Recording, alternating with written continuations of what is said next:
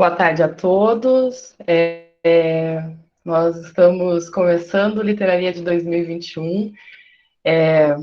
Para a gente é um privilégio muito grande ter esse evento, né, com o apoio da FAI, organizado por nós, Literaria.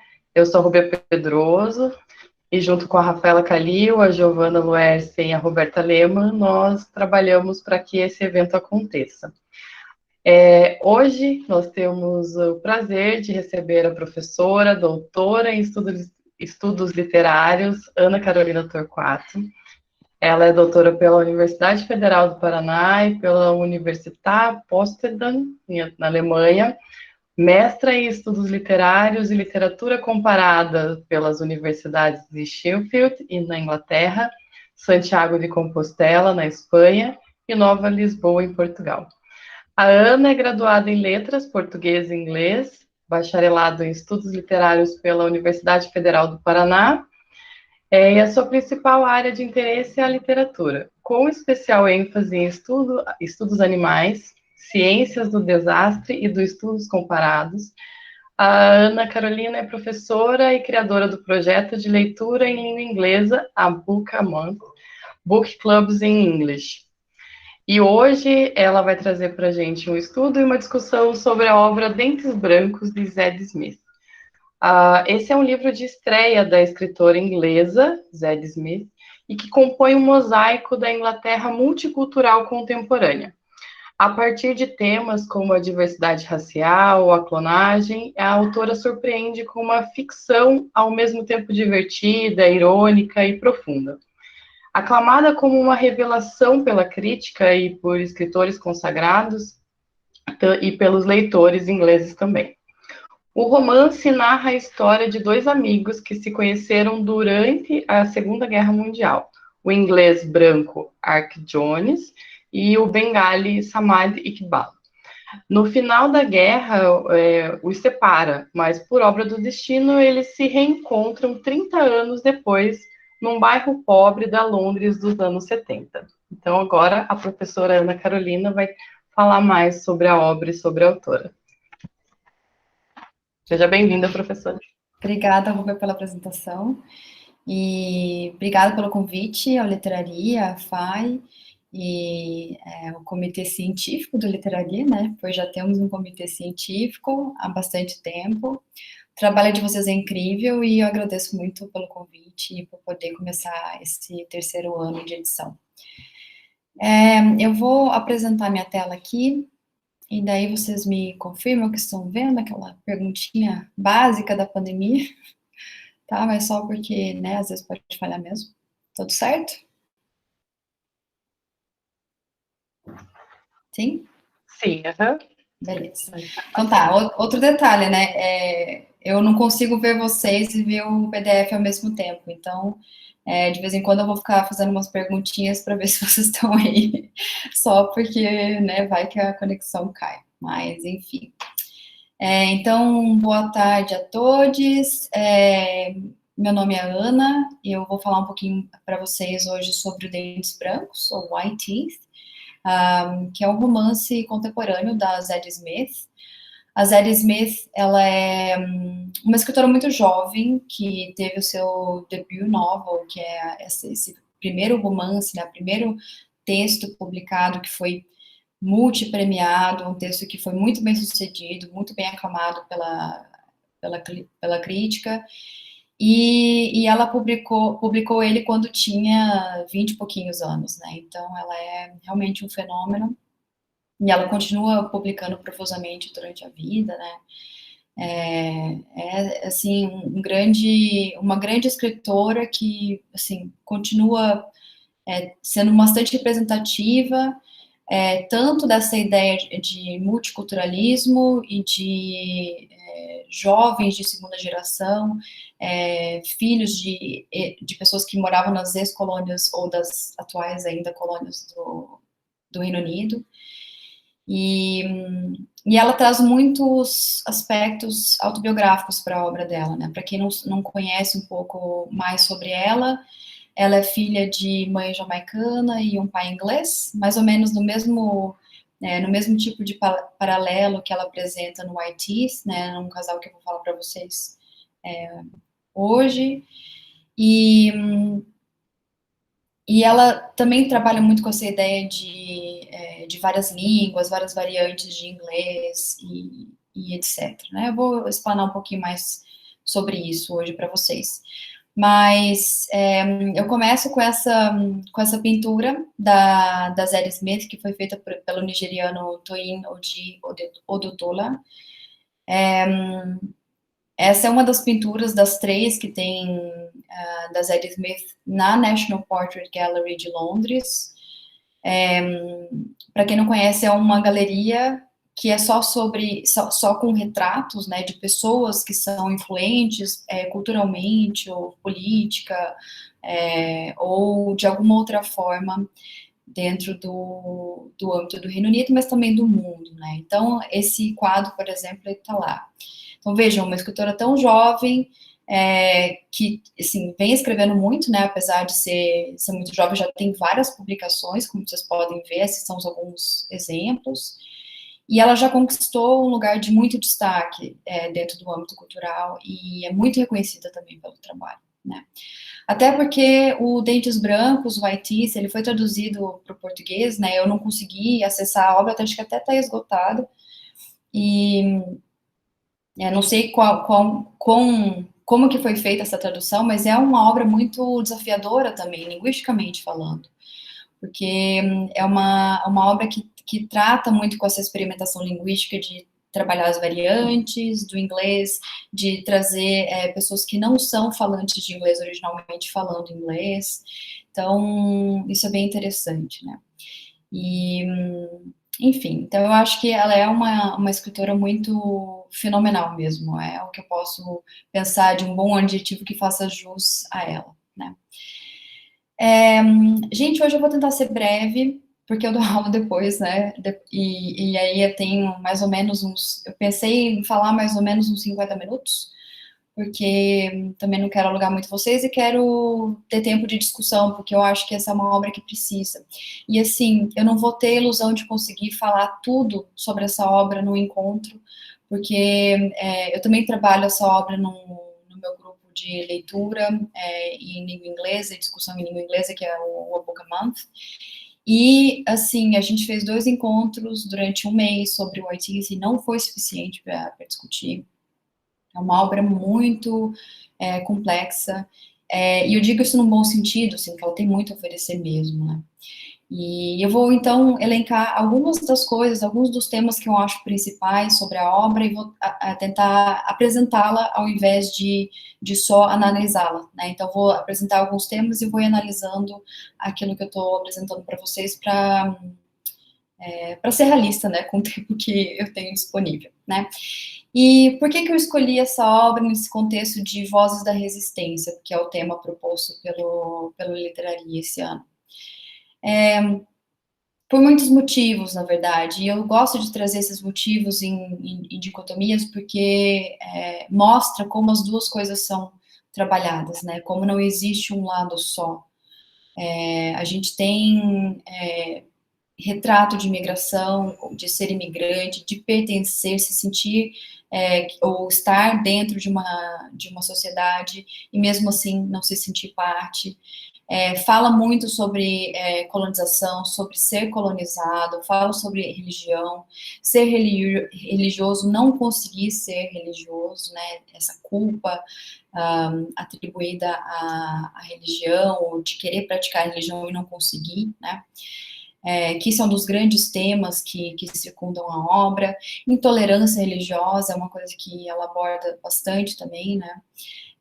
Sofrer racismo e ser racista, eu acho que isso também está muito presente na obra. Multiculturalismo e aculturação são fenômenos contemporâneos, né, muito, muito presentes na contemporaneidade, mas que, claro, que nos acompanham há muito tempo na história do mundo, e eu vou explanar um pouquinho sobre eles também. E, por fim, a questão das várias variantes do inglês, que é uma coisa que a gente parece não dar muita atenção, mesmo no ensino de línguas, né, eu trabalho com ensino de línguas há 15 anos, e poucas pessoas, poucos colegas de trabalho eu vejo falando sobre esse amplo panorama que a gente tem de um mundo anglófono que é multicultural, né, que não é só Estados Unidos e não é só Reino Unido, né, é muito mais que isso. E não só Reino Unido, porque a gente pensa no Reino Unido, mas a gente está automaticamente pensando na Inglaterra e a gente esquece de pensar em Irlanda e Escócia, né, que são antigas colônias também da Inglaterra. Então, isso é muito importante ser dito, né. Sobre a obra, como a Rúbia já falou um pouquinho para vocês no início, ela trabalha muito com essa polifonia de culturas, né, polifonia dentro da vida urbana, por isso que a obra, ela assusta um pouco por ser muito complexa em questão de apresentação de personagens, isso, na verdade, é absolutamente uma característica da literatura contemporânea, né? Existem várias obras que trabalham com esse tipo de organização, onde cada capítulo a gente tem a dedicação para o desenvolvimento de algum dos personagens, esses personagens são apresentados separados, depois eles se juntam de alguma forma, né? Tem várias obras na contemporaneidade que falam sobre isso e que se apresentam dessa forma, e o White Teeth é uma delas, né? A gente também tem bastante variação entre primeira e terceira pessoa, o que muitas vezes pode confundir o leitor, né, aquela coisa de quem pensa e de o narrador falando sobre alguém, ou um outro personagem falando sobre outra pessoa, né, isso também é muito presente na obra.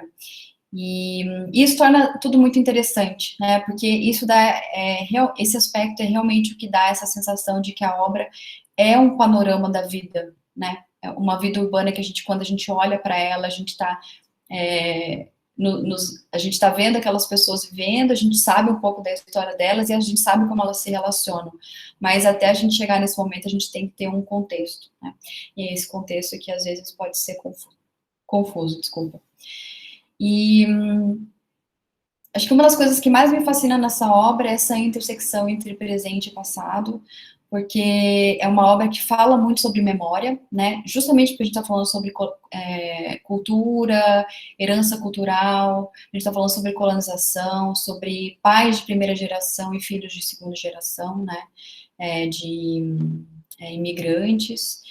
E essa vida contemporânea que vai se miscuindo nessa ideia de globalização, onde a gente pode ter uma mobilidade muito fácil, existe muitos movimentos de pessoas que vão morar em outros lugares, e portanto, elas têm que viver com isso, né? Então, eu acho que isso tudo são alguns dos grandes aspectos da obra, mas é óbvio que tem muito mais, assim, a obra realmente uma candidata a ser um grande clássico, né, que a gente vai falar sobre esse livro daqui a muitos, muitos anos. E os personagens, eles são principalmente esses personagens que eu coloquei aqui para vocês, né, então a gente tem uma família que é uma família entre uma jamaicana e um inglês, né? Clara Jones, ela é nascida Clara Bolden, lembrem desse nome, que depois eu vou falar da mãe dela, que é a Hortense Bolden. E ela se casa com Art, que é inglês, e tem a Irie Jones. Aí a gente também tem a história do Samad Iqbal e da Alsana Iqbal, os dois são de Bangladesh, e emigraram para o Reino Unido, para a Inglaterra, e tem 2 filhos gêmeos, Milat e Majid Iqbal. Samad e Art são grandes amigos, se conheceram durante a guerra, e depois da guerra, o Samad, então, decide ir para a Inglaterra, porque ele acha que lá pode ser um bom jeito de começar uma vida, né, e aí depois ele se casa com a Alsana de uma maneira bastante tradicional, que é com casamento arranjado. E num outro setor, que é mais para a segunda metade da obra, a gente tem o Marcus Chalfant e a Joyce Chalfant, que são 2 ingleses que acabam se envolvendo muito com a família desses 2 casais, né, o Milat e o Majid, e com a Irie, que são a segunda geração, né, filhos de pais imigrantes, né. E a abordagem dessa família em relação a essas pessoas uma sensação muito de querer salvá-los da própria cultura, né? Porque uma das grandes questões, na verdade, que eu acho que são bastante complexas que a Zadie Smith apresenta na obra, o fato de que essa segunda geração se sente em suspensão, né? Não consegue pertencer a lugar nenhum, porque não se relaciona necessariamente com a cultura de origem dos pais, né? Porque não teve essa vivência, e é visto como estrangeiro no próprio país onde nasceu, né? Então isso é muito problemático, e é esse olhar sobre essas individualidades que a gente vai ter explicitado aqui nesse texto. E a abordagem dessa família inglesa é justamente isso, né, de querer ajudá-los a sair dessa questão, desse dilema que eles sofrem. Mas isso não é uma coisa que alguém pode ser salvo, né, é alguma coisa que a gente precisa resolver de várias formas, e a resolução não é fácil, né? E é isso muito que a Zadie Smith está trabalhando, né? E os filhos também vão aparecer, né? O Jack, Oscar, Benjamin e Joshua, e eles vão ter um papel bastante interessante na obra também, mas para a apresentação de hoje eu vou me focar mais nessa relação aqui, porque eu acho que ela é a base para a gente compreender a obra como um todo. A obra, então, se organiza em 20 capítulos, né, e esses 20 capítulos são organizados em 4 diferentes partes. Cada uma dessas partes tem o nome de um ou mais personagens e essa dupla de datas, né. Essas datas, elas são muito importantes para as pessoas em questão. Então, o Art é 74-45, o livro começa com uma tentativa de suicídio do Art, que está insatisfeito com a vida, foi largado pela primeira mulher, depois de 30 anos de casamento, a mulher sofria de algumas questões psicológicas, e eles dois não souberam lidar, e o livro se inicia assim, né, com essa tentativa de suicídio do Art. E 45 é a data da guerra, né. O Samada, 34, é quando vai acontecer um evento muito importante na vida dele, que vai alterar todo o curso da obra. E em 1857, na verdade, se refere a esse grande orgulho que ele tem na vida dele, que é dizer que ele é o neto, o bisneto do Mangal Pandey, que eu vou explicar um pouquinho quem que é essa figura, né? Foi muito importante para a rebelião da Índia de 1857. A Irie, 1990 e 1907, é a data dela de nascimento, e da avó, né, da Hortense Bolden, que eu pedi para vocês lembrarem. Majid, Milad e Marcos, 92 e 99, tem a ver com a segunda parte da obra, que envolve um projeto de alteração de genes de um rato de laboratório, né, um projeto que se chama Future Mouse. Então, a gente ainda tem mais esse elemento da obra, né, mas eu não vou chegar muito nele hoje, porque para isso eu precisaria de 3 horas para falar, e acho que é meio difícil, assim. E acho que um dos grandes panoramas que são interessantes para essa obra é também em relação às religiões que são trabalhadas no texto, né? Então, a gente tem várias religiões que são colocadas em conjunto, né? Elas não são colocadas em contraposição, mas elas são colocadas todas juntas. A gente tem Testemunha de Jeová, judaísmo, islamismo, cristianismo, e do outro lado também a gente tem as nacionalidades, né? Pessoas que vêm da Jamaica, de Bangladesh, pessoas que são mesmo do Reino Unido e que vêm da Índia, né? Então, isso tudo se interconecta de uma maneira muito interessante, né? Justamente por causa das histórias dessas pessoas que são apresentadas. E essas pessoas, elas vêm com esse background, elas interagem entre si com esse background. E é isso que dá jogo no texto. E uma das questões que eu acho que são muito importantes em relação a essa obra é justamente essa relação de colonização que é estabelecida com essa origem que parte da Inglaterra, principalmente da Companhia das Índias, né, britânicas, foi essa grande empresa que, inclusive, até era quase uma nação, né, tinha total independência, tinha exército, tinha muito dinheiro, muito investimento, e tinha autonomia, né, para agir e para colonizar, inclusive. Era uma empresa que tentava fazer o uso dos recursos que são para venda, né, para gerar dinheiro, para gerar um fluxo de caixa, mas também eles faziam esse momento de colonização. São duas coisas muito diferentes, né? Uma coisa é ser extrativista e outra é colonizar. As coisas, elas podem parecer associadas, e muitas vezes elas são, mas elas são duas coisas diferentes, né? Então, eu trouxe para vocês essa imagem aqui que eu usei na minha aula também do Apocalypse, que é quando eu comecei a trabalhar esse texto, né? E essa obra, ela se chama O Segredo da Grandeza da Inglaterra, do Thomas John Baker. E vejam só, né? É uma obra onde a gente tem a Rainha Victoria, que é a rainha que os ingleses são, o reinado, né, pelo qual os ingleses são apaixonados, né, tudo deles é sobre a Rainha Vitória e os vitorianos, muito porque foi um tempo de bastante abundância econômica, de essa ideia imperial, né, a Rainha Vitória ela é conhecida como The Empress of India, ela era a imperatriz da Índia, então vejam só, né, a força que essa imagem tem. E a história por trás dessa imagem é que a Rainha Victoria, ela recebeu um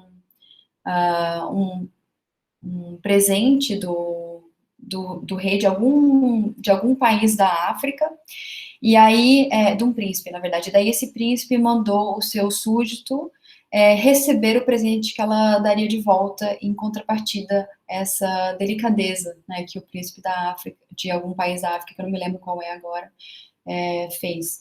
E o presente dela é a Bíblia, né? Que ela fala, esse príncipe, ele está muito interessado em saber qual que é o segredo da grandeza da Inglaterra. E o que ela faz? Ela entrega uma Bíblia.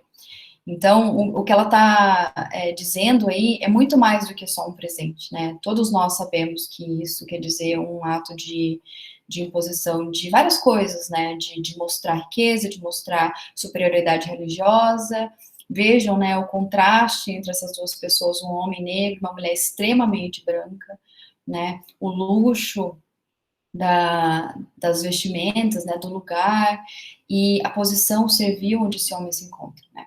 Então, isso quer dizer muito sobre o que a gente vê em relação à posição da Inglaterra e da Companhia das Índias em relação a esses povos que eles vão entrar em contato e colonizar. Isso é crucial a gente saber, porque nessa obra das Adam Smith, a gente trabalha com os dois lados, né? A East Indies e a West Indies, que é tipo as Índias do leste e do oeste, né? Que representam, na verdade, a zona do Caribe, né? Que a Inglaterra colonizou também. E é muito interessante também que essa obra ela comece com essa ideia da união dessas duas pessoas, do Art e do Samad, que tem eles têm, na verdade, uma amizade muito, muito próxima, e essa amizade, ela se consolida na guerra, né? Então, a gente se pergunta como que essas duas pessoas vindas de lugares diferentes se encontram na guerra, justamente porque na época Bangladesh fazia parte da Índia Britânica, do British Raj, e portanto muitas pessoas pessoas de Bangladesh foram mandadas também lutar na guerra, né, pela Inglaterra, né, em prol dos aliados. Então vejam, né, tipo, essa Índia Britânica era o território que a gente conhece hoje como a Índia, Paquistão, Bangladesh e Myanmar, que hoje em dia está em frangalhos, né. Então são coisas que elas se estendem, que elas saem do passado e se estendem para o presente, né, colonização não é uma coisa que se apaga, é uma coisa que permanece. Então é aquele trauma social coletivo que volta e meia se manifesta. A gente sabe muito bem disso no Brasil, a gente está cansado de saber por que a gente tem essa síndrome de underdog, né, de cachorro vira-lata, que muito tem a ver com essa ideia de colonização. Todo mundo aí? Falem para eu poder ouvir, só para saber se que a conexão continua. Sim, sim. Bem, obrigada. Então, esse homem, o Samat, que é um dos principais da obra, né, é uma consciência que a gente encontra muito na obra, ele conta muitas histórias, é um personagem extremamente engraçado, extremamente, se sente muito culpado pelos desejos que tem, por morar na Inglaterra já há 30 anos e sentir-se cada vez mais perto de ser inglês do que ser Bangladesh muçulmano, né? E ele se culpa muito por isso, né? Mas uma das coisas que ele mais se interessa dentro desse contexto de vida, né? Também a própria herança cultural que a Índia tem, que essa história de ele ter uma relação de parentesco com o Mangal Pandey, que foi um dos grandes nomes, foi a pessoa que deu o primeiro tiro, ou que atacou primeiro o exército britânico dentro do contexto da rebelião indiana de 1857. Então, esse homem é um herói nacional, né? E é engraçado que ela coloque esse personagem linkado por um grau de parentesco com Mangal Pandey, porque isso traz uma história de grande orgulho para ele, né? Ele se orgulha muito da cultura que tem e ele faz vários esforços para tentar resgatar isso, né? Mas às vezes é difícil, justamente porque memória, às vezes, ela vai se esvaecendo, né? Às vezes ela volta, mas às vezes ela vai se esvaecendo também. Mas é bem interessante, assim, o orgulho que ele tem desse parentesco. E é realmente muito importante, né? O Mangala Pandey, ele foi um dos grandes nomes dessa rebelião, e ele morreu nessa rebelião, então ele deu a vida a uma causa, né? Justamente porque, se vocês não sei se vocês sabem muito sobre a história da Índia, muitas dessas coisas eu tive que pesquisar bastante para relembrar, mas, assim, a colonização da Índia e a presença britânica na Índia foi extremamente vil, né? E a Índia era muito visada porque era uma grande economia, né? Ainda e está caminhando para ser ainda mais, mas era muito um lugar de extrema variedade linguística, histórica, de religiões também. Então, foi muito visada e por isso foi detonada, né, pela colonização. Não tenho muito como falar isso de uma maneira eufemística, né? E a Índia, ela é extremamente multicultural, em vários sentidos, tanto em questões religiosas, quanto em quantidade de línguas que são faladas na Índia, né? É uma quantidade extrema, né? Então, é uma grande diversidade que a gente tem ali, de pessoas que são vinculadas ao hinduísmo, islamismo, cristianismo, sikhismo, budismo, jainismo, né? O jainismo é uma mistura entre entre o sufi e outra religião histórica da Índia. E vejam, 0,23% são sem religião. Então vejam o quão importante é a religião para a Índia, né? No caso do Samad, é exatamente isso. A gente tem isso muito presente. Em contrapartida, a gente tem um outro setor da obra que nos traz para o outro lado da colonização, que daí é do Caribe, né? Então, a gente tem essas Índias Ocidentais Britânicas, que não é mais o nome usado, né? Hoje em dia, a gente se refere mais a esse território como sendo o Caribe anglófono, justamente porque muitos deles já são emancipados. Se vocês virem aqui essa lista que a gente tem, quando a gente tem a data, são as datas de independência, né? Então, tem vários desses lugares que já são independentes e que tem muitas datas de independência que são extremamente recentes, né? Igual muitos países da África também. E isso a gente tem esses dois lados, né, que são representados aqui. E isso está muito presente também no panorama multicultural e multirracial que a gente tem na Inglaterra. Então, é justamente por conta dessas questões de antigas colônias que a Zadie Smith coloca isso dentro do panorama dela, né? Então, vejam, a gente tem pessoas de vários lugares morando em território do Reino Unido, indianos, paquistaneses, bengalis, negros caribenhos, africanos, negros de outros lugares, chineses, outros povos asiáticos, e a gente também tem diversas religiões que são praticadas no Reino Unido. Então, tudo isso está colocado ali como sendo um panorama da realidade inglesa, né? E isso vai nortear a maneira como esses personagens se relacionam. Então, a gente tem essa conexão entre religião, culpa e extremismo, que são principalmente encabeçados por esses dois personagens, o Samad Iqbal e a Hortense Bolton, que é a mãe da Clara, que é casada com Art, que é amiga do Samad. Vejam só, tem que ficar sempre lembrando quem são os personagens para poder entender a relação entre eles, né? E o Samad, ele, como eu contei para vocês, ele se julga muito, né? A gente tem aquela voz que é uma voz de pessoa que se sente culpada mesmo. Sabe quando a gente faz alguma coisa que a gente não deveria ter feito, da gente fica lá, tipo, ai, não deveria ter feito isso, tipo, fica se martirizando, aquela consciência que somos nós mesmos, fica ali presente, nos culpando de coisas que a gente não conseguiu fazer, porque na vida é isso, a vida é um aglomerado de impossibilidades que muitas vezes a gente consegue realizar as coisas e outras vezes não, né? Eu sempre lembro daquele trechinho, daquele primeiro verso do poema que tem o nome desse verso da Emily Dickinson, que é I dwell in possibility, né? Eu moro na possibilidade.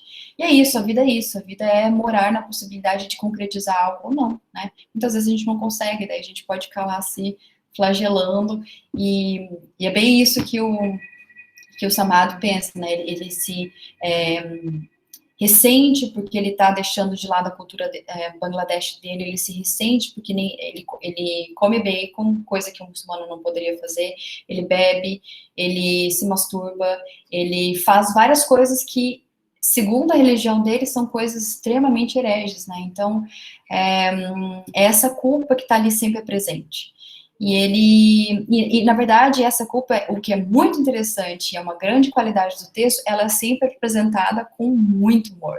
Então, quando ele começa a falar, a gente dá muita risada, porque é muito engraçado o jeito como ele se expressa, né? E a Hortense Bolton também é muito interessante, porque ela, por outro lado, ela é a pessoa que conseguiu permanecer com essa identidade religiosa dela muito presente, né?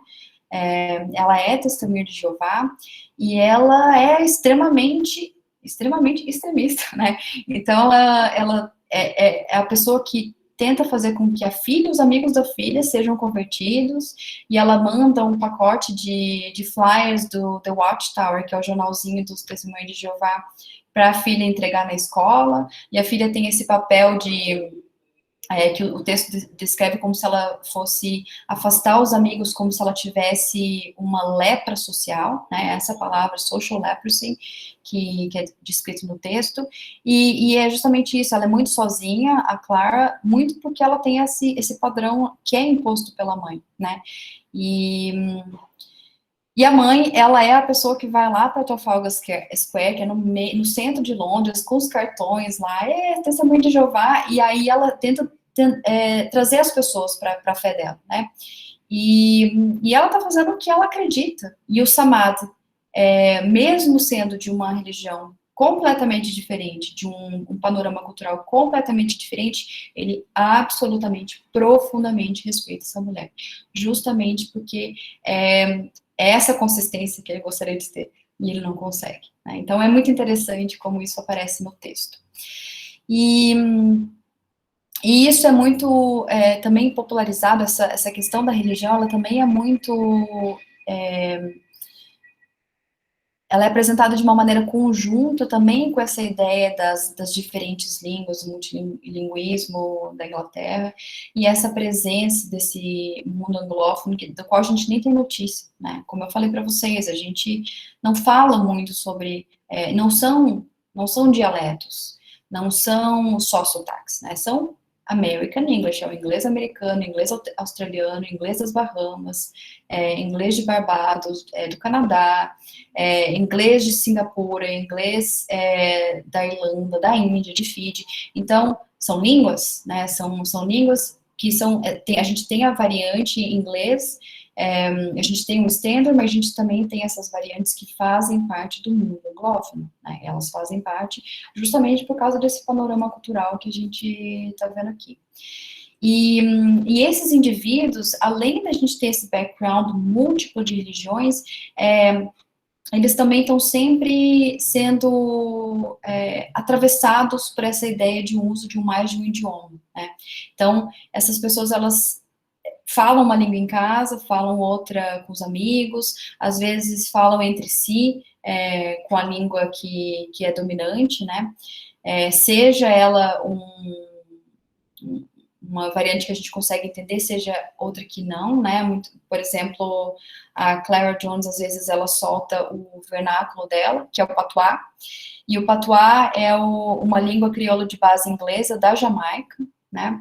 E é muito parecido com o inglês, mas muitas vezes é diferente, né? Então, esse trechinho que eu trouxe para vocês, outros eu tentei traduzir, tá, gente? Mas esse eu achei interessante deixar no original e eu vou falando sobre ele, justamente porque ele mostra o patuá aqui, né? Então, a Clara, ela, volta e meia, ela usa o patuá quando ela deixa o socioafetivo falar, né? Alguma coisa acontece que ela se emociona, ou ela fica feliz, e aí ela solta, né? Aquela coisa, quando tá falando com a mãe, sempre falo de um jeito diferente, né? Eu, por exemplo, falo com a minha família de Minas, eu solto o mineirês de um jeito que, né, não sei nem como que pode, porque eu já saí de Minas há muito tempo, né? Então, saí com 10 anos, então como que pode, né? Mas é esse sócio afetivo que fala. E exatamente isso que a gente vê, né? Então, muitos momentos os personagens soltam o seu vernáculo justamente porque são colocados em situações onde eles não têm mais que esconder, né? Ou que eles não percebem que eles soltaram. Porque muito da questão do multilinguismo é isso, é interagir num ambiente onde a sua cultura não é dominante, a sua língua não é dominante, e você tem que ficar mediando isso justamente porque as pessoas vão te olhar como imigrante, né? E isso pode, às vezes, ser uma coisa, uma sensação, uma experiência ruim para quem vive aquilo. Então, a gente tem esse trechinho aqui, que é a Clara conversando com a Alsana, que é a esposa do Samad, as duas estão grávidas, né? E aí elas falam, a Alsana tá grávida de gêmeos, né? E, só que ela é muito pequenininha, então ela tem uma barriguinha, né? Esse bump que ela fala, ela tem uma barriguinha que quase não aparece. E a Clara fica super, nossa, você tá grávida? E ela fala, pequenininho, so small, we can even see it. Então, você é tão pequenininha que eu não consigo nem ver que você tá grávida, né? Então, e aí, no momento que ela solta isso, ela retrai.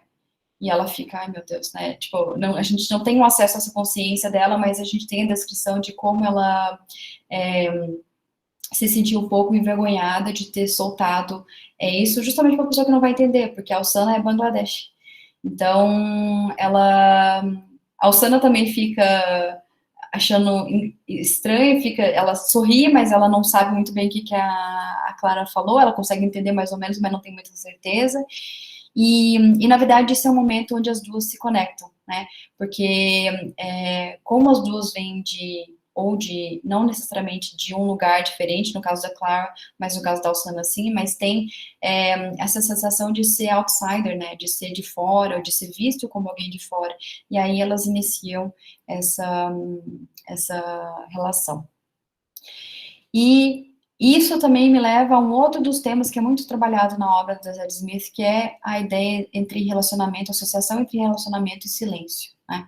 Porque as duas, elas se unem não só, além de se unirem por causa desse background conectado com a sensação, a experiência de não pertencer, elas também se conectam pelo fato de serem casadas com homens que não se comunicam, né, que não conversam com elas, que não dizem as coisas. Eles dois, eles falam muito entre si, eles têm uma amizade muito consolidada, e eles se encontram sempre no pub local para conversar, mas elas são sempre deixadas de lado, né, nesse molde de casamento antigo, onde existe um grande silenciamento, onde as mulheres não têm lugar de fala e muito menos são informadas das coisas, né, que estão acontecendo. E uma das coisas mais interessantes que eu acho a respeito, que são apresentadas nesse texto, é essa ideia de que o casamento, ele, ou a relação da família tem que ser uma de onde o silêncio é a melhor receita para a convivência, né? Essa ideia de que o silêncio que não é dito é a melhor receita para a vida familiar.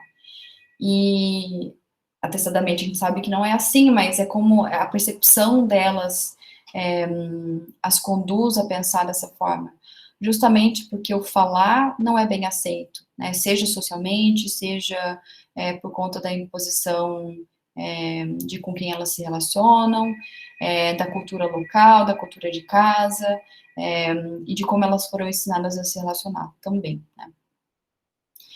E E uma das coisas que também está relacionada com essa ideia, né, de falar ou não falar sobre as coisas, é também o tema de história e memória, que quando a gente está falando sobre colonização, a gente está falando muito sobre história, a gente está falando muito sobre relacionamentos, sobre pessoas que oscilam na narrativa entre falar do passado e do presente. Então, a gente tem uma obra que ela é completamente orientada por essas intersecções com a memória, que de repente ela vem, né? A memória atravessa o texto. E também é muito bonito como a relação dessas duas mulheres, né? Que a gente acha que elas são apresentadas no texto como mulheres que não tiveram muito acesso assim, tiveram acesso à educação, mas elas não foram adiante, né? Pois a vida de família ela se interpõe, né? Ela se sobrepõe nessas escolhas de vida e, e muitas vezes elas não são apresentadas como as mulheres inteligentes que são, né? E a gente sabe que elas têm muito conhecimento e elas são muito observadoras da realidade à volta delas, justamente porque elas expressam isso no texto. Então, isso que eu acho uma das coisas dos grandes, de umas grandes qualidades da obra da Zadie Smith como escritora. Ela não descreve, ela mostra, né? Então, esse mostrar como que essas pessoas falam sobre isso, né? Então, essa conversa entre as duas, né, que é uma consequência da conversa anterior. Elas duas estão se unindo por todas essas questões que eu apresentei para vocês, e a Alsana, a Sana começa a falar, né, a gente tá unida aqui por essas duas barrigas, essas pessoas que vão nascer de nós, e essas crianças, elas sempre vão ter o que ela chama de daddy long legs for fathers, né, daddy long legs como pais. Daddy long legs são um tipo de aranha, aquelas aranhas que tem a perninha bem fininha, então elas são bem móveis, né, elas conseguem se esticar muito, elas conseguem se locomover muito fácil e elas conseguem andar sobre diversas superfícies justamente porque ela tem essas pernas longas e muito fininhas. Mas a metáfora que ela está querendo dizer aqui é essa coisa de que a gente pode estar sempre presente num lugar e no outro ao mesmo tempo, né? Essas long legs, essas pernas longas, elas vão nos dar uma sensação de que a gente consegue viver no presente e no passado ao mesmo tempo. Aquela sensação de salto temporal mesmo, né? Essa metáfora que ela está criando aqui. E aí ela cria uma outra metáfora que é ainda mais maravilhosa e também, né, usando a observação da natureza para isso, que ela menciona as raízes do coentro que ela planta no jardim dela. E ela fala que as raízes, elas estão sempre emaranhadas, né? E essas raízes, a memória, elas são desenterradas ocasionalmente. E a gente tem esse exemplo dos pássaros do jardim, que ficam sempre picando nos coentros e tirando as raízes para fora, né? Então, extremamente poético, extremamente filosófico, né? E correto, né? A gente sabe que presente e passado não se dissociam, é difícil a gente dissociar, tanto que isso é uma das grandes questões de vida, né? Como que a gente consegue viver o nosso momento presente? né? Aquela coisa, viva o dia de hoje, carpe diem, etc. Difícil, botar na prática isso é bem difícil. E no caso dessas pessoas que têm uma herança cultural tão presente, que está sempre sendo trazida, né, os maridos que sempre falam da memória de guerra, essas pessoas que têm vidas passadas, né, o Art teve um casamento de 30 anos antes de se casar com a Clara, que é super jovem, né, ela é 30 anos mais jovem que ele também, e a Alsana também, essa outra vida que ela tinha em Bangladesh antes de ir para a Inglaterra. Então, são experiências de vida que elas vão estar sempre perpassando a imagem mental e a maneira como essas pessoas se relacionam e a cultura e tudo que vai decorrer a partir disso. Porque não tem como dissociar uma coisa da outra. Realmente, assim, é difícil a gente separar mentalmente o que é um e o que é outro. E nesse ponto, a gente chega em outro tema que também está conectado com tudo isso, com essa ideia de memória, de história, e de viver esse momento de ser esse estado, né, essa vida de ser segunda geração a partir de pais imigrantes. A gente sabe que isso é uma grande questão contemporânea, né? Quantas vezes a gente já ouviu falar de fenômenos onde crianças super jovens, super pequenininhas, quando os pais têm que imigrar para algum lugar, têm que morar em outro lugar, e não sendo por vontade própria, né, justamente por uma fragilidade social, econômica, política, do país de origem, e aí essas pessoas têm que são colocadas num tratamento de choque, né, num lugar novo. Então, veja, pessoas que estão saindo da Síria para morar na Suécia, extremamente diferente, clima, língua, pessoas, cultura, tudo. E muitas vezes quem faz esse lugar de mediação entre a primeira geração e a vida, entre a vida anterior, o país de origem e a vida atual, são as crianças. Porque elas frequentam a escola, criança aprende tudo muito rápido, e a elas é dado esse papel de agir como intérpretes dos pais, né? E isso muitas vezes é um peso muito grande, psicológico. Eu não sei se vocês lembram, mas teve uma época que na mídia estava tendo muitas desses comentários sobre esse tipo de peso social que recaía sobre essas crianças. Muitas delas tinham, às vezes, umas crises de ficar dormindo durante muito tempo, né, e não conseguir acordar justamente por isso, porque era tão difícil, que elas não sabiam lidar, porque são crianças, né, crianças às vezes de 8 anos, 9 anos, 10, tendo que agir como pais dos pais, né, fazer essa linha de frente, né, e ter que interpretar o que os pais estão falando, etc. E o processo de aculturação, ele pode ser muito doloroso, né? Porque ele é um processo de mudança de atitudes, né? E de comportamento também, como está descrito nessa definição aqui. E existem vários tipos de estágios ou de formas de relacionar com a cultura. Dentro desse processo de aculturação. Muitas delas, elas implicam o esquecer o antigo para poder viver o presente, né? Justamente porque, às vezes, falar duas línguas muito diferentes, uma em casa e uma com os colegas da escola, na faculdade, com os amigos, é difícil fazer esse trânsito, né? Mas isso é a realidade de muitas das pessoas do mundo, inclusive existem mais pessoas que são multilíngues no mundo, bilíngues no mínimo, do que pessoas que falam uma língua só, né? Isso é um grande sintoma da globalização atual, que começa, na verdade, muito antes do que a gente pode imaginar, né? Já começa lá em 1500 com as navegações, são os primeiros conceitos de globalização. Então, são coisas que a gente vem tentando compreender há muito tempo, dentro do âmbito da psicologia, e a maneira como essa questão é apresentada no texto da Zadie Smith é muito bem feita, porque ela mostra justamente isso, né, esse dilema que as pessoas têm de querer ser mais inglês do que ser, Bangladesh, né? Um dos filhos, dos gêmeos lá, entre o Majid e o Milat, o Majid, ele é mandado à força pelo pai para Bangladesh, porque ele quer, na adolescência ele começa a ter umas piras de que ele quer ser igual ao Travis Bickle do Taxi Driver. Não sei se vocês lembram desse filme, mas tem aquela cena hilária, icônica do Robert De Niro, bem novinho, na frente do espelho, falando, "You're talking to me?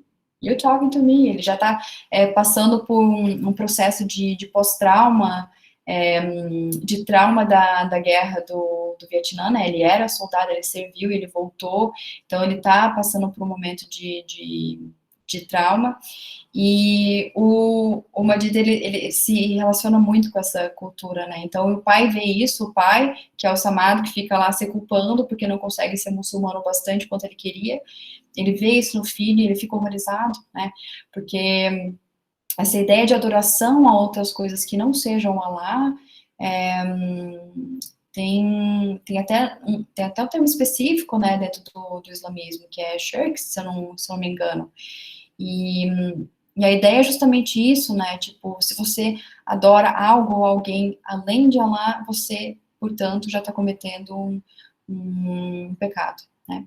Então, o Samad vê isso e manda o filho para Bangladesh de forma que ele consiga, em teoria, se reconectar com essa cultura, né? Mas isso acontece, vejam, essa pessoa foi nascida no Reino Unido, ele foi para a escola no Reino Unido, então o que ele está sendo exposto é justamente o contrário, né? Ele não está voltando para casa, ele está sendo, de novo, mandado para o não pertencimento, né? Para ser imigrante, para estar num lugar onde ele não fala a língua e não entende muito bem como as coisas acontecem, porque ele foi criado no Reino Unido.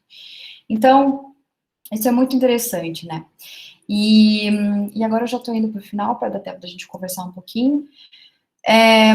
E a gente tem isso muito bem estabelecido nessa segunda geração, né? Que eu acho que também, de uma outra forma, isso também é uma inflexão autobiográfica da Zadie Smith, justamente porque ela é uma filha de segunda geração, né? Ela é a filha de uma mulher jamaicana que mora no Reino Unido, né? E ela tem uma identidade cultural muito clara, né? Ela se reconhece como jamaicana também, mas ela também tem que viver esse outro mundo aonde ela nasceu, né? Essa outra cultura, porque é muito diferente, né? São coisas muito diferentes. E isso fica muito evidente na relação dessas pessoas, né? Da Ari, do Milad e do Majid. Eles não conseguem se dissociar dessa figura paterna ou materna, no caso da Ari, né? E muito a avó da Ari, ela é um grande referencial, porque ela é a pessoa mais extremista da família, a pessoa que traz isso mais para discussão dentro da relação familiar. E no caso aqui da relação dos dois, do Milad e do Majid, é com o pai, com o Samad. Então, é muito interessante como isso é apresentado no texto, porque é a partir dessa insatisfação, desse sentimento de repúdio, de não conseguir pertencer, mesmo tentando muito pertencer e não conseguindo, né, tipo, não conseguindo satisfazer nem o que o pai e a mãe esperam de si, e também não conseguindo se adaptar completamente à realidade onde eles estão vivendo no dia a dia, aí isso dá lugar para rebelião, né, para insatisfação pessoal, e a história acompanha eles no momento onde eles têm um momento de uma adolescência muito conturbada, né, eles não se compreendem muito, se rebelam muito, o Milad, ele se repudia completamente a figura do pai, e o Majid também, né, e aí eles começam a se juntar com a família dos Chalfen, que são os ingleses, e mesmo assim também não conseguem pertencer. Então, é uma realidade muito dolorosa, mas eu acho que o interessante desse texto é justamente essa característica humorística que a Zadie Smith tem. E os textos delas todos são muito perpassados pelo humor, né? Isso é muito difícil a gente encontrar na literatura. É difícil a gente encontrar textos que são engraçados, né?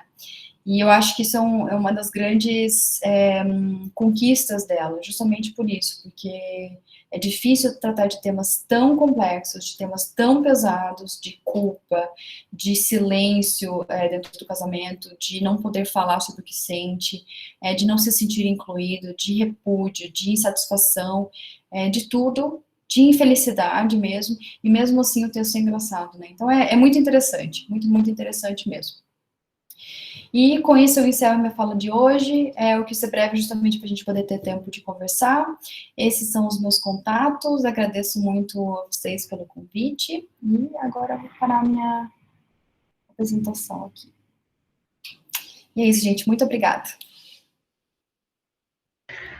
Muito obrigada, prof. Muito interessante.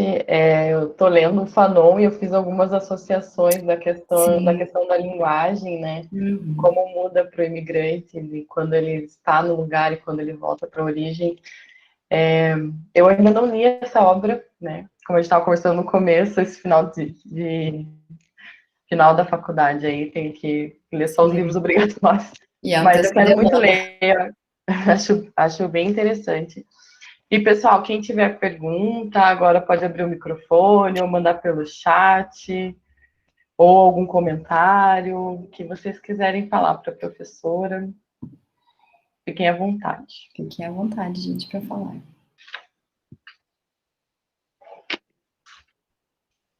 Acho que um de cada vez. Eu queria só fazer uma pergunta. Onde que você conseguiu encontrar Eu estava tentando achar esse livro e eu fiquei com um pouco de dificuldade. Eu vi um na Amazon, mas parece que estava esgotado e eu não consegui achar em outro lugar. Então, eu acho que talvez no estante virtual você vai encontrar, porque ele está fora de catálogo, né? A tradução. Agora, o inglês original, então você consegue encontrar em venda, acho que faço pela Amazon também. Vários alunos meus do Apocalypse compraram pela Amazon, ou então compraram no Kindle. E assim, tá tranquilo, né? Ele tá chegando rápido também, não é compra internacional, até onde eu saiba. Ah, legal. Obrigado, gente. Imagina.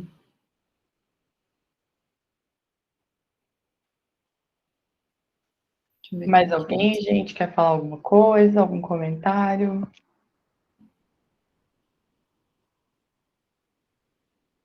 Manu tá falando. Que bom, Manu. Então, a tradução por português tem sim essa tradução da Companhia das Letras, né? Respondendo para Ana Maria. É uma tradução, eu acho que é boa, o tradutor, ele é muito bem reconhecido no Brasil, traduziu vários textos interessantes, só que eu acho que foi o que eu falei para o Heitor, eu acho que essa edição, ela está fora de catálogo, porque eu tentei achar pelo site da Companhia das Letras, estava dizendo como esgotado. Então, acho que talvez na estante virtual, que tem o sistema integrado de sebos, é mais fácil de encontrar. Vamos fazer um abaixo-assinado aqui da galera que está aqui para a Companhia das Letras, que a gente quer mais uma edição. Deixa eu ver aqui a pergunta da Natália. Para conseguir ler o livro em inglês, qual seria o nível necessário? Avançado, com certeza, porque é um texto que até os alunos do avançado do Apocalypse acharam complexo, né? Então, foi um texto que demanda muito a leitura, mas eu acho que muitas vezes, se associado com a audição do audiobook, talvez fique mais fácil, porque muitas coisas são orais, então acho que é interessante também fazer o audiobook. O audiobook dele tem nesse site, nesse software da Amazon, que é a Audible.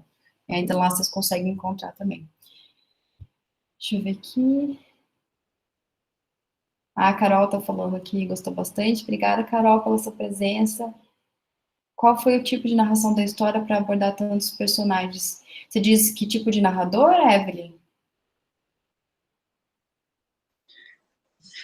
Isso, professora, é porque eu fiquei pensando assim, por ter tantos personagens, né, tantas linhas de história, o narrador, ele era onipresente, ou cada personagem narrava sua própria história, sua própria parte?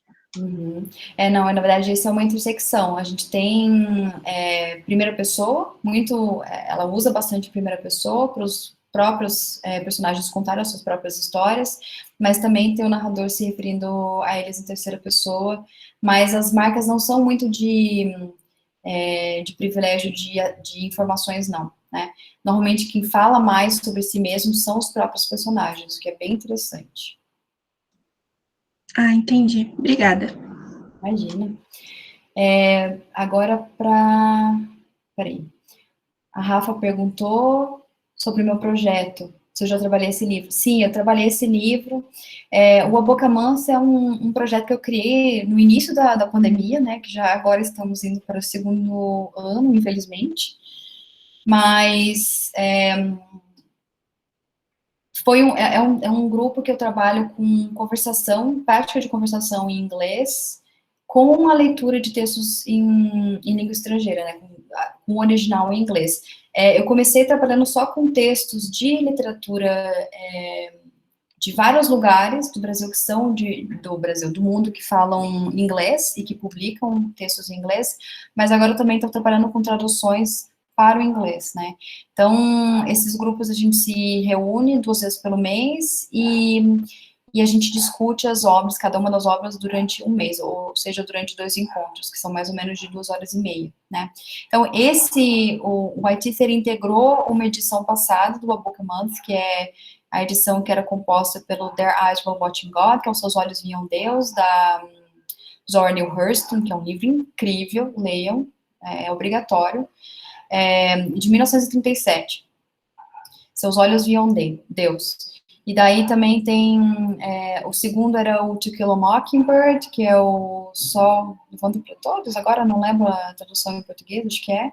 O Sol é para Todos, o Sol Nasce para Todos, não sei. To Kill a Mockingbird é o original da Harper Lee em inglês, e a gente terminava com o My Teeth, da Zadie Smith. Então, esse ciclo, sempre no Book a Month eu faço ciclos temáticos, né, e esse ciclo era só de escritoras mulheres que falam sobre raça, né, que falam sobre essa vivência de racismo, ou sendo atestada por pessoas que são negras, ou pessoas que são brancas e estão vendo isso acontecendo como sendo mainstream de uma sociedade, né. E aí a gente trabalhou isso no ano passado, e nesse ano a gente começou o semestre com a turma da terça-feira, que começou depois do que a turma do sábado, e aí a gente trabalhou com o ITIF esse ano. Daí, da Larissa, a publicação é 2000, né, foi publicada em 2000, então já tem 21 anos. Oi, professora Ana, tudo bem? Oi, Ana, tudo bom? Prazer estar aqui. Eu tenho uma curiosidade para contar para vocês. Eu sou do curso de Letras Espanhol e eu conheci o Dientes Blancos no espanhol. Tanto É que mesmo? a E como é que é? A tradução é boa? É a Ana Maria de la Fuente, que é uma tradutora bem renomada assim, na literatura hispânica, ela que traduziu. E quando eu vi na literaria, eu vi que a professora começou a abordar no inglês, e eu fiquei assim muito curiosa, porque eu estava lendo uma reportagem esses dias, até uma polêmica que saiu no Twitter sobre tradução. Uhum. E teve um comentário de que o tradutor, ele quase nunca consegue atingir a ipsis litera, acho que ele fala, né, na tradução. No espanhol, quando eu li, assim, eu não li todo o livro, né? Porque a gente estava fazendo, eu conheci o livro por uma pesquisa que eu estava fazendo de literatura hispânica. Só depois eu fui saber que ele não era um livro original, né, da literatura hispânica, era uma tradução. Uhum.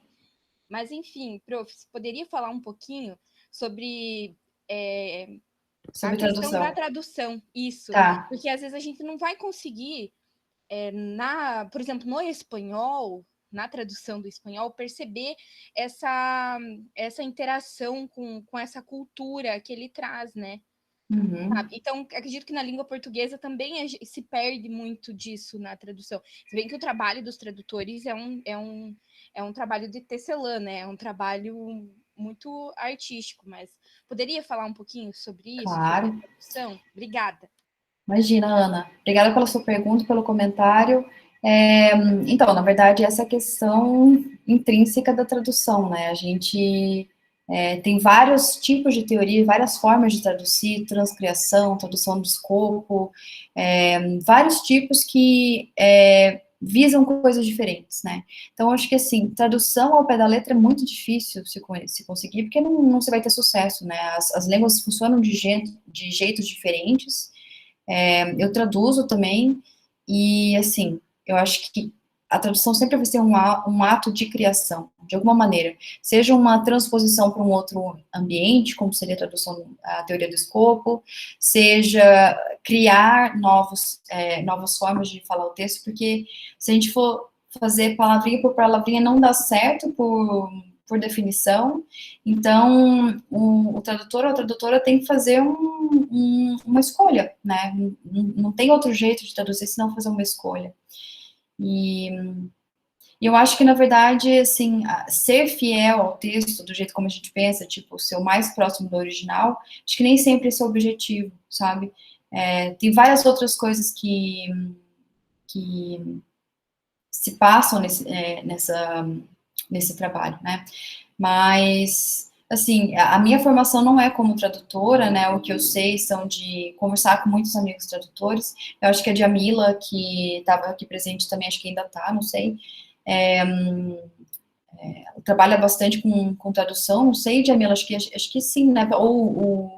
Assim, tem grupos extensos em Curitiba. Curitiba é um grande centro de tradutores excelentes, né? Então, então é o Gui, né, na verdade, que trabalha bastante com tradução. Mas é interessante, assim, é um tema muito interessante e que, assim, eu acho que o meu jeito de perceber tradução sempre foi como sendo uma outra criação, né? Não tem como reescrever o texto em uma outra língua, tem que criar, não tem jeito, né? E curiosa para saber como é que foi a tradução para o espanhol, porque não conheço tradução, né? Aliás, essa obra eu só li em inglês, eu não li em português, eu não tive acesso à tradução em português, justamente porque o texto é esgotado, assim, mas eu tenho muita curiosidade de saber como é que funciona, porque parece bem interessante. Deixa eu ver aqui, do Alexandre. Eu mencionei a comparação com o personagem entre a Testemunha de Jeová e a sua própria religião e sua dedicação a ela, o islamismo. Você considera que existe uma intenção de também mostrar essa semelhança entre diferentes religiões, considerando que existe muito preconceito contra o islamismo, comparando a opinião da sociedade sobre religiões cristãs? Com certeza, né? Assim, que religião mais extremista o cristianismo, né? A gente vê pela história do cristianismo que tem muitos exemplos de extremismo, de várias das suas religiões afiliadas, e na verdade, o Islã paga o pato, sempre, né? Sempre é assim. Porque é como se eles fossem a única religião extremista possível, e a gente sabe que não é isso, né? Acho que uma das questões muito interessantes sobre essa ideia que é apresentada no texto, na segunda parte do texto ela fala sobre esse movimento que tem a ver com o projeto lá do Future Mouse, que eu falei para vocês, que é contra a alteração de genes no bicho, né? E as religiões começam a entrar em palco justamente porque estão debatendo essa coisa do direito que o ser humano tem de alterar a estrutura de um corpo de um animal não humano. E aí a gente tem o uso, e é maravilhoso isso, porque a Zadie Smith, ela usa um dos textos que ficou muito polêmicos, né, que ficou muito polêmico dentro da academia, assim, que é o Satanic Verses do Salman Rushdie, né.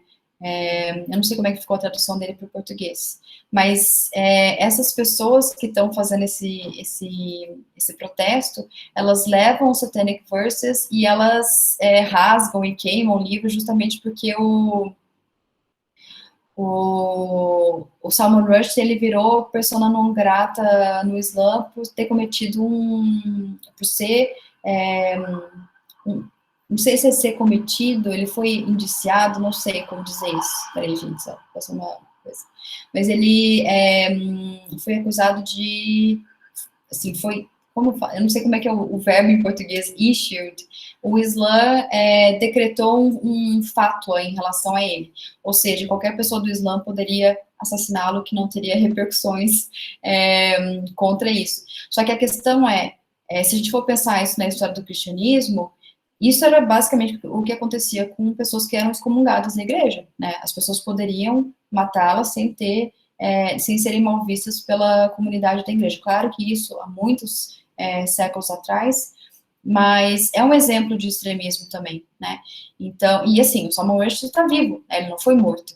Ele é um escritor contemporâneo que está aí sempre na mídia e que foi muito aclamado pelo texto dele, e esse fato ele foi gerado contra ele justamente porque nesse Satanic Verses ele ofende o profeta Muhammad, né? Então ele ofende os muçulmanos, então por isso que ele foi declarado como persona não grata dessa forma. Deixa eu ver aqui, da Ana. Sou das Ciências Sociais, meu campo de pesquisa sobre literatura de 1930 em uma obra de Érico Veríssimo, com ênfase em relações do gênero e interseccionalidade. Que legal. E tem muitas obras literárias nessa questão fictícia, e eu pergunto, como interpretar uma obra de maneira científica sem deixar levar muito para esse lado romanesco ou cômico? Você está pensando nas questões sociais que envolvem o texto, Ana? Se for isso, sim, eu acho que, na verdade, isso é uma linha de pesquisa, né? Então, a gente, ainda mais no Brasil, o Brasil da literatura do Antônio Cândido, que fala sobre literatura e sociedade, né? Eu acho que, assim, as coisas, a literatura é um palco para a gente poder desenvolver muitos aspectos, né? E as questões sociais, elas fazem parte desses aspectos também. E muitas vezes elas interferem nas ações dos personagens, mas eu acho que um jeito de fazer isso de forma que você não se deixe levar pelas questões sociais e que elas se sobreponham ao texto literário é sempre se referenciar ao texto literário para demonstrar as análises que você quer fazer. Porque aí você vai estar trabalhando com o que o texto te dá e não com uma projeção do que você quer encontrar no texto, né? Então, acho que isso é uma coisa interessante, assim, sempre trabalhar com texto literário, sempre pegar os trechos e usá-los de forma que você consiga exemplificar os seus próprios argumentos, né? Acho que é uma das coisas principais. Fazer fichamento? Eu acho que sempre bom, assim, se você fizer uma análise e escrever sobre o assunto para você mesmo poder ler no futuro e lembrar dos seus próprios pensamentos, eu acho que sim. Mas eu acho que, assim, pegar se você está escrevendo algo sobre o assunto, acho que o interessante é você ter uma organização da sua argumentação, e daí não tirar conclusões antes de ler o texto, né? Leia o texto, depois tira suas próprias conclusões e veja que tipo de informações, que tipo de ideias que estão sendo dispostas ali no texto, apresentadas no texto, para depois trabalhar com elas, né? Eu acho que uma das grandes coisas sobre as obras é isso, assim, a gente às vezes tende a trazer muita teoria, né? Essas são as coisas que eu sempre falo com meus alunos, leiam primeiro a obra antes de ler a teoria, porque teoria interfere na nossa própria interpretação, né? Então, primeiro leia e depois vai assinalando aquelas coisas que te chamam atenção, e aí depois tu faz a sua própria ideia sobre o assunto.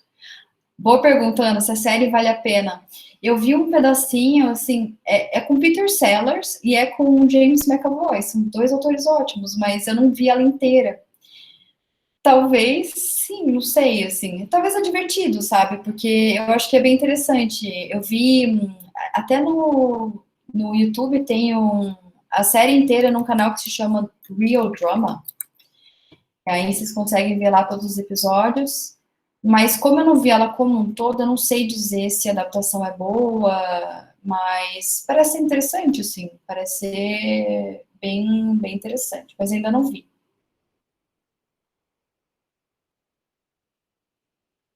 Mais perguntas? Pessoal, querem falar mais Eu alguma tenho coisa? só mais uma pergunta. Ai, gente, eu tô encantada com. Ai, eu queria só aprender inglês só pra ler esse livro. Que bom, Ana. Eu adorei ele no espanhol, só que agora eu tô mais encantada ainda. A respeito, só para eu tenho ele no Kindle, né? Que fala, eu tenho ele em espanhol. O primeiro capítulo dele é Ele Estranho Segundo o Matrimônio de Art Jones. Ah, sim. Como que fica em inglês, assim? Como que Deixa eu abrir aqui uma meu dúvida livro. bem boba, né, gente? Mas eu vou aproveitar e pedir. Deixa eu ver, eu vou ler para você direitinho como é que é a primeira parte. Deixa eu ver aqui os nomes dos... The Peculiar Second Marriage of R.T. Jones. Esse é o título em inglês. A Gi viu a série, achou ruim, Gi?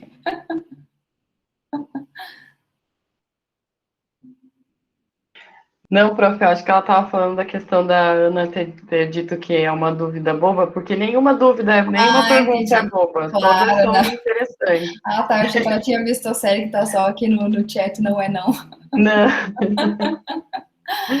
Acho que era sobre a fala da Ana mesmo. Ah, imagina, perguntem à vontade. Inclusive, muito Sim. obrigada pelas perguntas, pessoal. Foi muito bom Olha, conversar com vocês.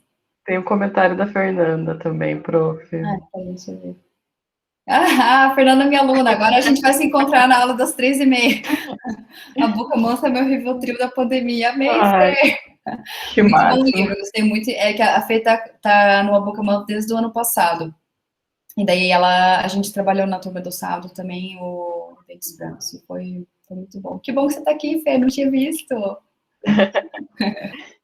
Então, gente, eu quero agradecer, né? A gente está se caminhando aí para o finalzinho, agradecer muito a sua participação, professora. Muito obrigada por aceitar o nosso convite. Você faz parte aí da nossa história do Literaria, né? Esteve presente no primeiro, você abriu o primeiro Literaria. É verdade. E agora também a gente abre a terceira edição com a professora Ana. E foi incrível, foi muito bom, esclarecedor e deixa muito curioso. Eu, pelo menos, estou muito curiosa para ler, fiquei com muita vontade de ler e de discutir mais e aprender mais sobre essa obra. Achei bem interessante mesmo. Obrigada a todos que estiveram presentes aqui. O Literaria, né, tem toda uma organização por trás, conta com a presença dos professores, mas se não houverem vocês aqui, isso não acontece. Então, muito obrigada por terem participado, por estarem sempre junto com a gente. Obrigada a Fai e a Tailine, que está aqui acompanhando e ajudando a gente nessas questões tecnológicas. E o nosso próximo encontro é com o professor Luiz Rogério, ele vai falar sobre a obra da Carolina Maria de Jesus, então vai ser em maio, eu não lembro exatamente o dia agora, acho que é dia 15 de maio, se não me engano, mas de qualquer forma tem o link de inscrição nas nossas redes sociais, tem o link de inscrição no FAI Eventos, e sigam as nossas redes, continuem atentos, que a gente está sempre divulgando os nossos eventos. E mais uma vez, obrigada, prof. Obrigada a todos. E é isso, gente. Agora liguem os microfones e, como sempre, uma salva de palmas para a professora Ana, que foi incrível. Obrigada, gente. Muito obrigada. Muito bom estar aqui com vocês. Ai, Diane, que arrasou. Ai, que bonitinho. Gente, muito obrigada pela presença de vocês, novamente. Obrigada, Literaria, por esse projeto incrível que vocês fazem tudo, né? Vocês fazem da concepção a colocar em prática, enfim. E vejam a lista de palestras que está maravilhosa. E a Jamila, que está aqui presente, vai também falar sobre o Marcelo Ariel, né? Marcelo Ariel ou Marcelo Ariel? Marcelo Ariel. Então, maravilha, gente. Obrigada por tudo. Até a próxima. Muito obrigada. Até a próxima, pessoal. Tchau. Tchau. Beijo. Tchau, tchau. Tchau, gente. Tchau, gente. Tchau, tchau. Tchau.